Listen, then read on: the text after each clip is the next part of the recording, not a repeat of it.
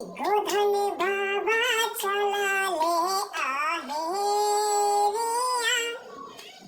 खिलच बहिना देलिया सीसा होना। मान लिए कि मैं मृत्यु होने नहीं दूंगी अपने भाई की, इसलिए भाई को मृत्यु के कोप से बचाने के लिए वो गाली देती है और श्राप देती है। आखिर इनका कुछ न कुछ तो महत्व है ही है, तभी तो आज इनकी ज़रूरत पड़ रही है।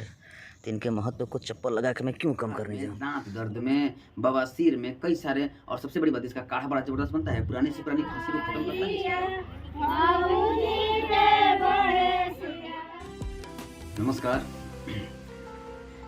जैसा कि आप जानते हैं कि आज गोवर्धन पूजा है और पहले चाही सुता के जा ये पिछले साल की वीडियो है। शोभेला गोधना भैया के साथ। और चूंकि मेरी इच्छा है, कहीं ना कहीं मुझे गोवर्धन पूजा की प्रतीक्षा रक्षाबंधन से भी ज्यादा होता है। इसमें कोई अतिशयोक्ति नहीं है। रक्षाबंधन का महत्व सर्वोपरि है, सब जानते हैं, लेकिन गोवर्धन पूजा का ये महत्व कम नहीं है। खासकर हम पूर्वी उत्तर प्रदेश के वो क्षेत्र जहाँ भोजपुरी बोली वो समझी जाती है, और बिहार झारखंड के भी क्षेत्र जहाँ भोजपुरी चलता ही चलता है, वहाँ गोवर्धन पूजा एक अलग ही महत्व होता है। अब बात ये है कि गोवर्धन पूजा मतलब किसकी पूजा? गोवर्धन पर्वत की पूजा, गोधन की पूजा, या अन्नकूट, अन्न को कूटा जाता है वो पूजा, या फिर भैया दूज ये होता है। तो जो हमारा गांव है ना, जो गांव का जो क्षेत्र होता है, ग्रामीण क्षेत्र, वहाँ पे नाश्ता वास्ता का सिस्टम नहीं होता है।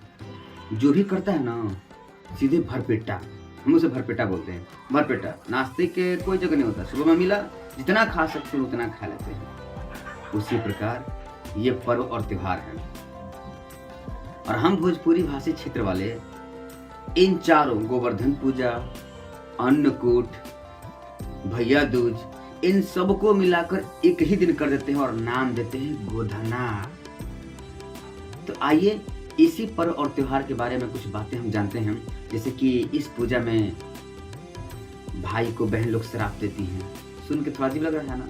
श्राप देती हैं, क्यों देती हैं? रेंगनी का कांट लगता है, क्यों लगता है? गोबर लगता है, मूसल लगता है, और तमाम ऐसे सवालों के जवाब को मिलेगा। और सबसे बड़ी बात कि रेंगनी की उपयोगिता क्या होती है वो भी इस वीडियो में मिलेगी, क्योंकि कुछ भी हमारे सनातन धर्म में कुछ व्यर्थ का नहीं है। वो अलग की बात है कि हमें समझ में नहीं आता, वो अलग की बात है कि हमें समझ में नहीं आता, लेकिन उसे समझने का ही नाम है विज्ञान, न कि उसको साफ झुठलाने का। इसलिए वीडियो के अंत तक बन रहिए, आपको कुछ वैसी जानकारियां मिलने वाली हैं जो शायद आप नहीं जानते होंगे। और खासकर वो बहनें तो बिल्कुल देखिए जो आज भाई के लिए व्रत भी की हैं, और आज भैया दूज भी करेंगी, और गोधन भी कूटेंगी, बजरी भी खिलाएंगी, बाण चुका भी देंगी। तो बने रहिए। अभी हम पहले चलेंगे, सबसे पहले सुबह का समय है, खेतों में चलेंगे, और करने क्या, तो वही रेंगनी का पौधा ढूंढने, क्योंकि उसका आज बड़ा महत्व। तो आज गोवर्धन पूजा है और मैं इन खेतों के बीच में निकल चुका हूँ एक ऐसे पौधे को खोजने जिसका नाम है रेंगनी। रेंगनी का कांट कहा जाता है, और उससे आज बहन लोग गोवर्धन पूजा के अवसर पर गोबर से कुछ आकृतियाँ बना के उसको ढकती हैं। और इसका बहुत ही आज मतलब धार्मिक कह लीजिए, आध्यात्मिक कह लीजिए, या पारंपरिक कह लीजिए, इसकी आवश्यकता होती है उस पौधे की। तो मैं उसी को खोजने निकल चुका हूँ खेतों में। अब देखता हूँ कब मिलता है और कैसे मिलता है। तो चलिए बताऊँ तो दोस्तों, जो भी त्यौहार, पर्व या कोई भी चीज़ें जो परंपरा से जुड़ी होती हैं, उनको करने में बहुत ही आनंद, सुखद अनुभूति होती है। अब इनको खोजना है। चलिए मेरे साथ साथ आप भी, और आप में से कई लोगों ने ये काम किया होगा और आज कर भी रहे होंगे। जिस समय मैं ये काम कर रहा हूँ आप भी शायद कर रहे होंगे, या कर चुके होंगे, या करने वाले होंगे। तो चलिए मेरे साथ इस छोटे से सफ़र पर निकलते हैं। एक पौधे को ढूंढे जिसका नाम है रेंगनी का कांट। इन्हीं खेतों में तो यही मिलेगा, यही हाईवे है, यही पगडंडियाँ मिलेंगी।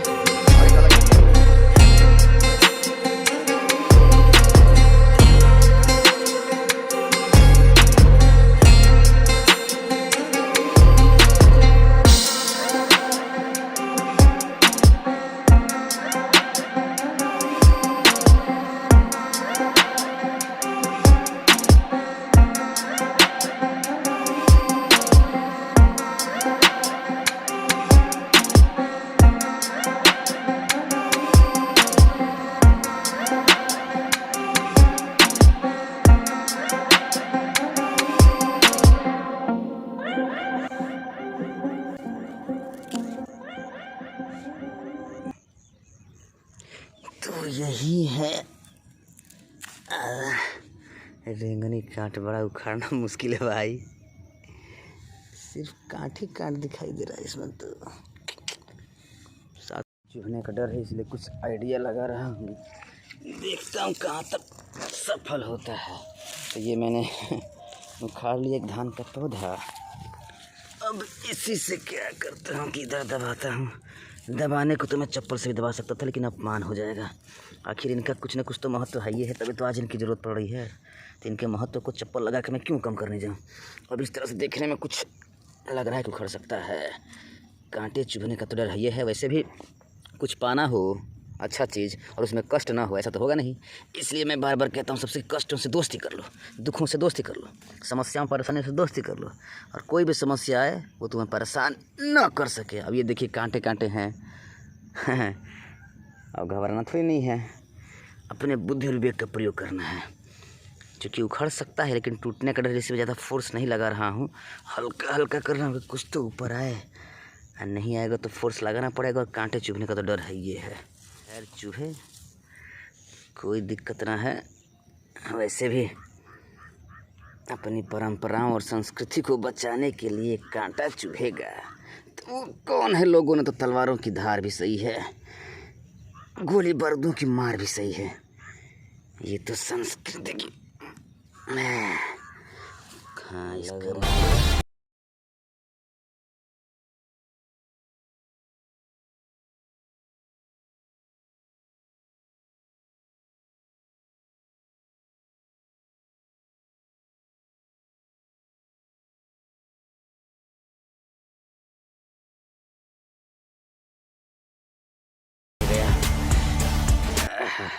और अब इसलिए चला जाएगा कि बहन लोग इंतजार भी कर रही होंगी इसका।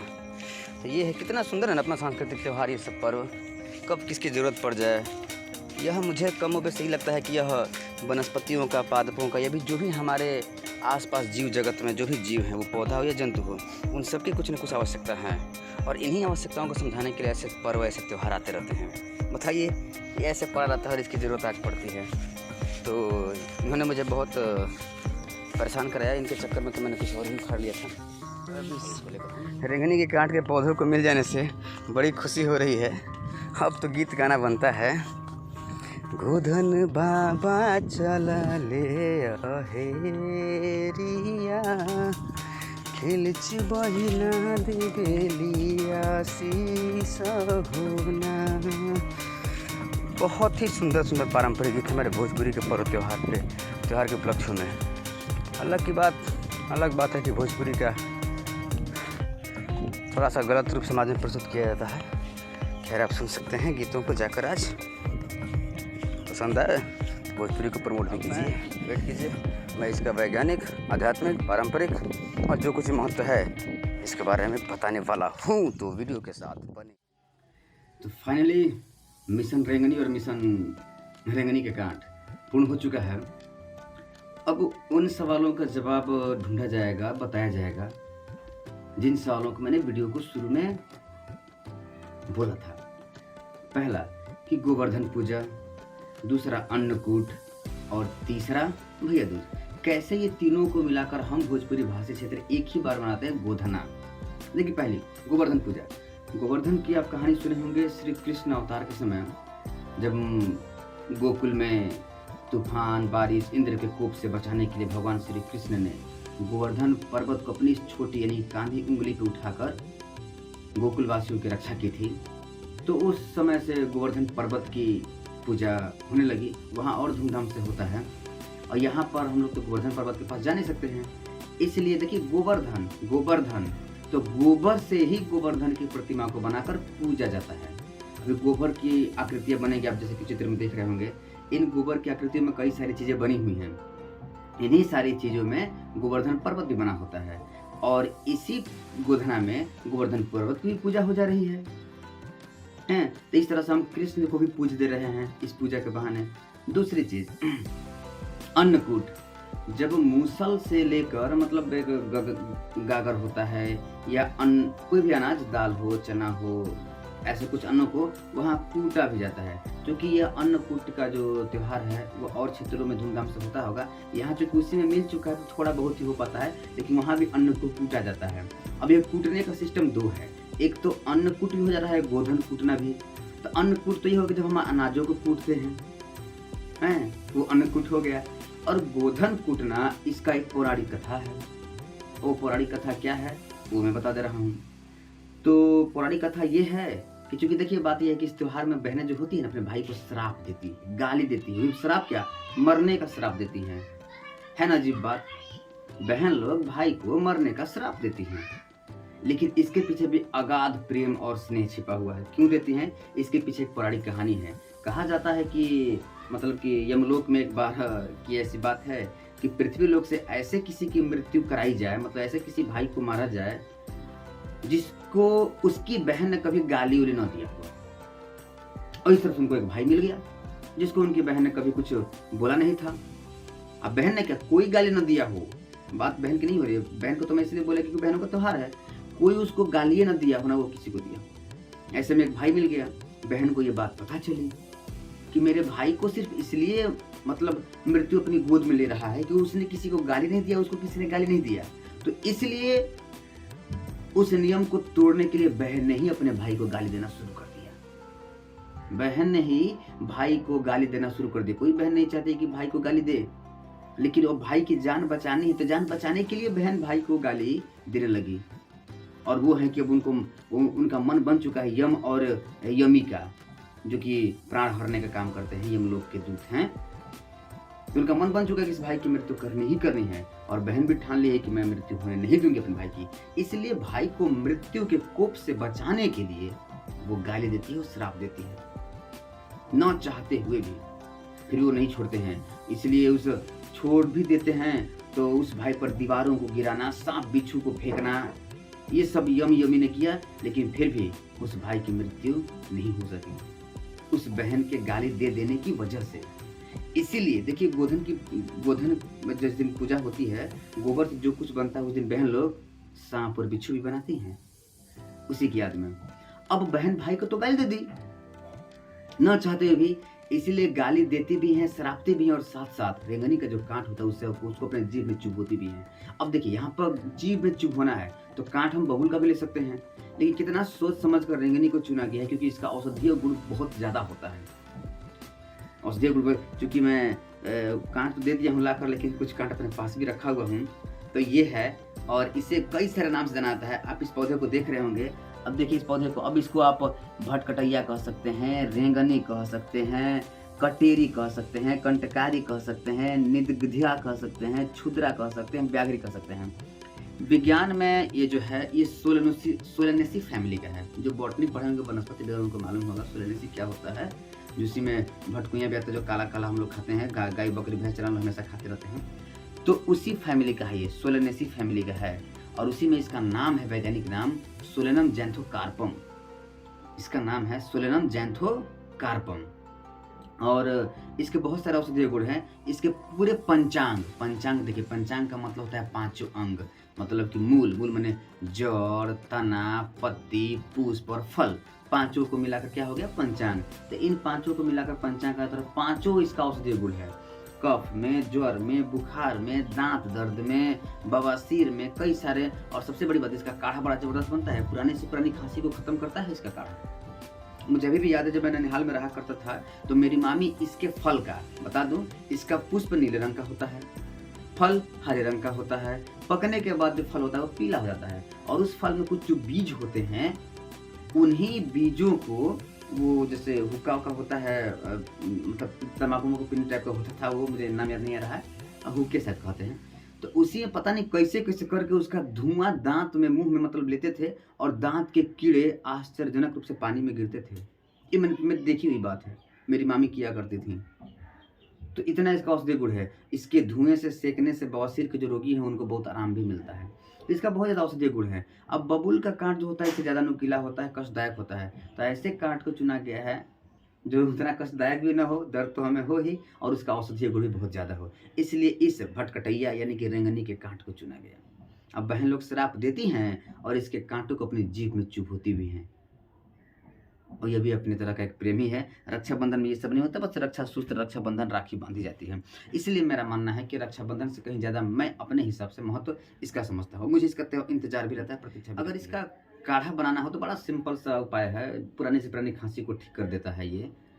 हैं तो करना क्या है, इसको साफ से थोड़ा सा धुल उल के, अब हाथ से तो नहीं धुल सकते हैं, पानी में भिगो के धुल उल के ऐसे कर करके, जो कि मैंने धुला हुआ ही है। धुलने के बाद इसको स्टील के बर्तन में पानी डाल के और इसमें उसको पूरा डाल देना है। 2-3 घंटे तक पकने देना है। पानी का रंग और उसकी प्रवृत्ति सब कुछ बदल जाएगा। अब वो काढ़ा बनने वाला है। अब उसी 2-3 घंटे छोड़े हुए पानी में से इसको निकालने के बाद उसको हम थोड़ा ठंडा कर दें, जब पीने लायक हो जाए उसको पिएंगे। दिन में 2 बार पिए आवश्यकता अनुसार। देखेंगे कि हमारी खांसी, बहुत पुराने से पुरानी खांसी क्यों ना हो, वो ठीक होना शुरू हो गई है।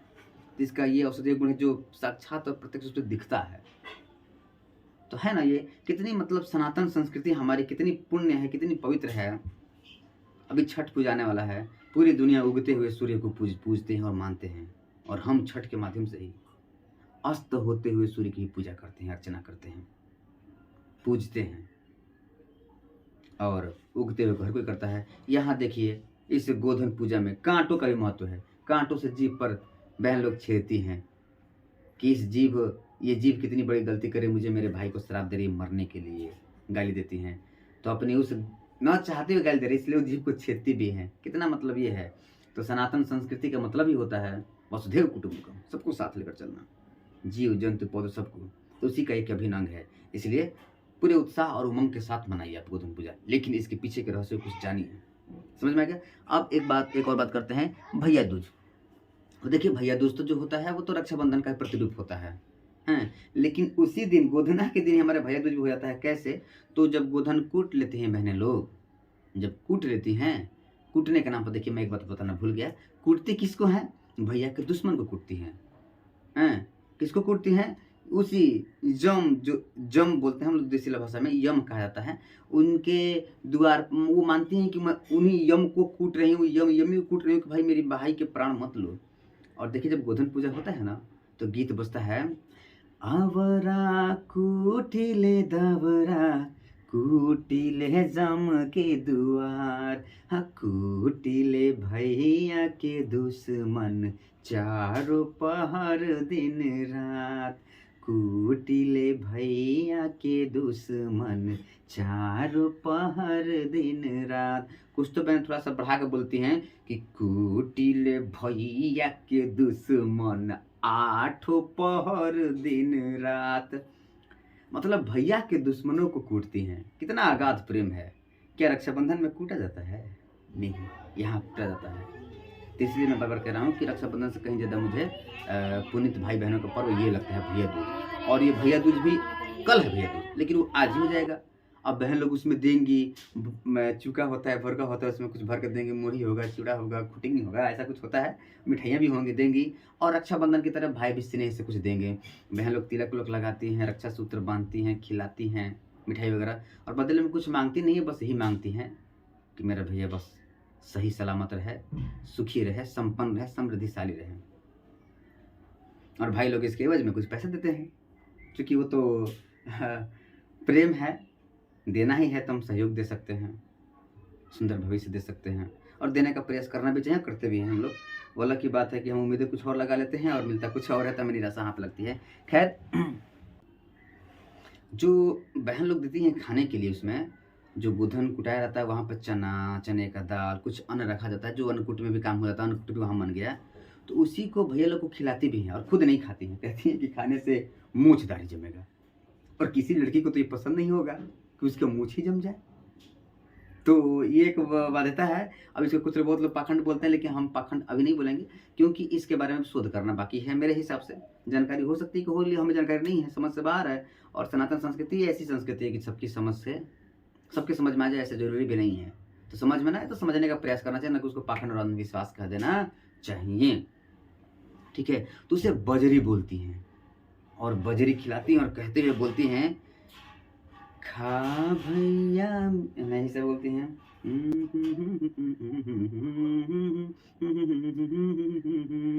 बजरी खाई हैं, बाजर होई है, खा भैया मीठी बजरिया होना। पूरा गीत आपको ये फोटो दिख रहा होगा, इसकी इसी तस्वीर वाली वीडियो पर देख सकते हैं। अंत में भी आएगा एक तस्वीर, उस पर क्लिक करके आप इन गीतों को सुन सकते हैं। मैंने गया था पिछले साल, क्योंकि बहुत मेरा लगाव है इस पर्व से, बहुत ज़्यादा लगाव है। ननिहाल हो या फिर यहाँ हो, ननिहाल में बहुत सारे मैंने समय गुजारे हैं, तो वहाँ भी बहुत धूमधाम से मनाया जाता था। और समय के साथ से इसका रोमांच थोड़ा सा कम होता जा रहा है। इसका क्या, हर त्योहारों का रोमांच कम होता जा रहा है, या उसकी प्रवृत्ति और प्रकृति बदलती जा रही है। और परिवर्तनीय संसार का नहीं, वो तो बदलना ही है। खैर, हमारा और आपका दायित्व बनता है कि हम अपने संस्कृति और परंपराओं को बचा कर रखें। तो इस तरह से तीनों त्योहार, गोवर्धन पूजा, भैया दूज और अन्नकूट, तीनों एक ही दिन हम भोजपुरी भाषी क्षेत्र वाले मनाते हैं और नाम देते हैं गोधना। बात हो रही थी कूटने की, तो बहन लोग यही सोच के कूटती होंगी। अब सोचिए कि वो यम और यमी है जो भाई का प्राण लेने के आई, तो बहन लोग क्या करती हैं, हमारे भाई के मरना है, हो हमारे भाई का जान लोगे, हम तुम्हारा कूट देंगे। तो उसे कहती है भैया के दुश्मन, वही भैया का दुश्मन है। और हर वो आदमी भैया का दुश्मन है जो मेरे भैया का और मेरे परिवार का नुकसान चाहता है, तो मेरा दुश्मन है। तो बहन लोग यही सोचकर उसको कूटती हैं, अब पूरा मन भर के कूटती हैं। कूटने के बाद थोड़ा सा इस साइड से उसे फांती भी है, मतलब ये कहता है कि मैं मतलब भैया की इस बाधा से पार पा ली हूँ, तो पार करा रही हूँ यहाँ से वहाँ, मतलब मृत्यु से जीवन की तरफ पार करा रही हूँ। ऐसी भी कुछ मान्यता है। वो अलग की बात है कि बहुत सारी बहनों को सब मालूम भी नहीं होता, बस करते जाते हैं। कोई बात नहीं, आप कीजिए, परंपराओं को बस बरकरार रखिए, कीजिए, अब परंपराओं को बरकरार रखिए, लेकिन कुछ जानिए भी कि क्यों होता है, इसके पीछे का क्या विज्ञान है, इसके पीछे का क्या पौराणिक कथा है, इसके पीछे की क्या कहानी है, कुछ जानिए, ताकि अपने आने वाली पीढ़ी को आप खुद बता सकें। तो मैंने बस एक छोटा सा प्रयास किया। इस गोवर्धन पूजा, भैया दूज बोल रहा हूँ, भैया दूज, तो इस सनातन संस्कृति को अक्षुण्ण बनाए रखने वाले पर्व गोवर्धन पूजा, भैया दूज और गोधन पूजा और अन्नकूट की बहुत बहुत हार्दिक शुभकामनाएं। आप सदैव प्रसन्न रहें, सुखी रहें, खुश रहें। और भाइयों की चूँकि जिम्मेदारी बनती है कि बहनों का ख्याल रखें, आप रखें। और बहन लोग का भी फर्ज होता है कि वो अपने भाई, अपने पिता, अपने घर परिवार का सम्मान बचाए रखें। उम्मीद है आप सबको वीडियो पसंद आई होगी। अगर पसंद आया हो तो किसी और को भी तो बताइए, या तो मुँह से बताइए तो वीडियो भेज दीजिए, ठीक है। चलिए, ऐसे किसी बुनियादी शिक्षा को लेकर फिर से हाजिर होंगे। तब तक के लिए नमस्कार, जय हिंद, जय भारत, जय सनातन।